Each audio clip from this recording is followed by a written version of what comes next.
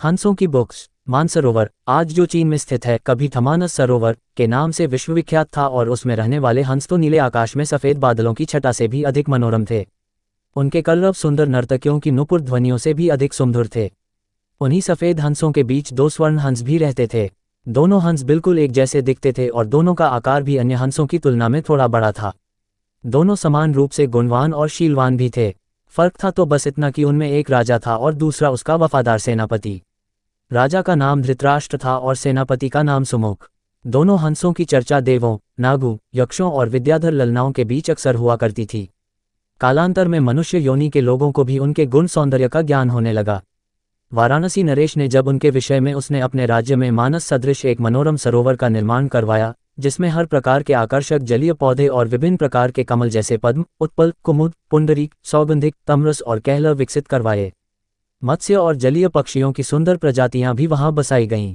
साथ ही राजा ने वहां बसने वाले सभी पक्षियों की पूर्ण सुरक्षा की भी घोषणा करवाई, जिससे दूर दूर से आने वाले पंछी स्वच्छंद भाव से वहां विचरण करने लगे।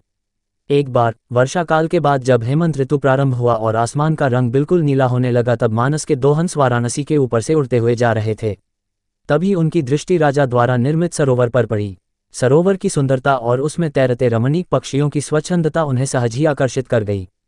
तत्काल वे नीचे उतर आए और महीनों तक वहां की मानस पहुंचकर उन्होंने अपने साथियों के बीच वाराणसी के कृत्रिम सरोवर की इतनी प्रशंसा की कि सारे के सारे हंस वर्षा के बाद वाराणसी जाने को तत्पर हो उठे।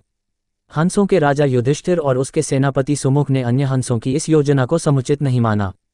युधिष्ठिर ने उनके प्रस्ताव का अनुमोदन न करते हुए ये कहा कि पंछी और जानवरों की एक प्रवृत्ति होती है, वे अपनी संवेदनाओं को अपनी चीखों से प्रकट करते हैं, किंतु जंतु जो कहलाता है। फिर भी कुछ दिनों के बाद हंसराज को हंसों की जिद के आगे झुकना पड़ा और वह वर्षा ऋतु के बाद मानस के समस्त हंसों के साथ वाराणसी को प्रस्थान कर गया। जब मानस के हंसों का आगमन वाराणसी के सरोवर में हुआ और राजा को इसकी सूचना मिली, तो उसने अपने एक निषाद को उन दो विशिष्ट हंसों को पकड़ने के लिए नियुक्त किया। एक दिन युधिष्ठिर जब सरोवर की तट पर स्वच्छंद भ्रमण कर रहा, अपने पकड़े जाने की चिंता छोड़ उसने अपनी तीव्र चीखों से अपने साथी हंसों को तत्काल वहां से प्रस्थान करने को कहा, जिससे मानस के सारे हंस वहां से क्षण मात्र में अंतर्धान हो गए। रह गया तो केवल उसका एकमात्र वफादार हमशक्ल निषाद। जब उन हंसों के करीब पहुंचा तो वह आश्चर्यचकित रह गया, क्योंकि पकड़ा तो उसने एक ही हंस था, फिर भी दूसरा उसके सामने निर्भीक खड़ा था।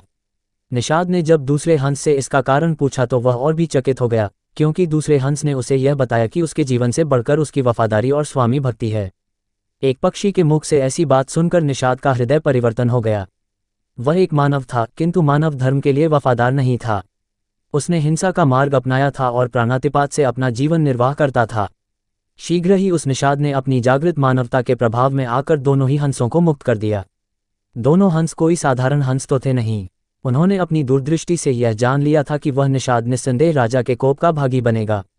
अगर निषाद ने उनकी जान बख्शी थी तो उन्हें भी निषाद की जान बचानी थी। अतः तत्काल वे निषाद के कंधे पर सवार हो गए और उसे राजा के पास चलने को कहा।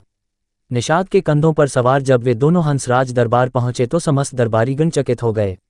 जिन हंसों को पकड़ने के लिए राजा ने इतना प्रयत्न किया था, वे स्वयं ही उसके पास आ गए थे।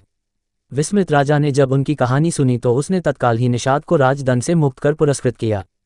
उसने फिर उन ज्ञानी हंसों को आतिथ्य प्रदान किया तथा उनकी देशनाओं को राजदरबार में सादर सुनता रहा। इस प्रकार कुछ दिनों तक राजा का आतिथ्य स्वीकार कर दोनों ही हंस पुनः मानस को वापस लौट। कैसी लगी वीडियो कमेंट बॉक्स में कमेंट करें। लाइक, सब्सक्राइब और शेयर करके लाखों करोड़ों लोगों का उत्साह बढ़ाइए। बेल आइकॉन प्रेस करें। आपके अपने motivational speaker mister Amit Kumar गोला। दिल की गहराइयों से प्यार भरा बहुत बहुत धन्यवाद।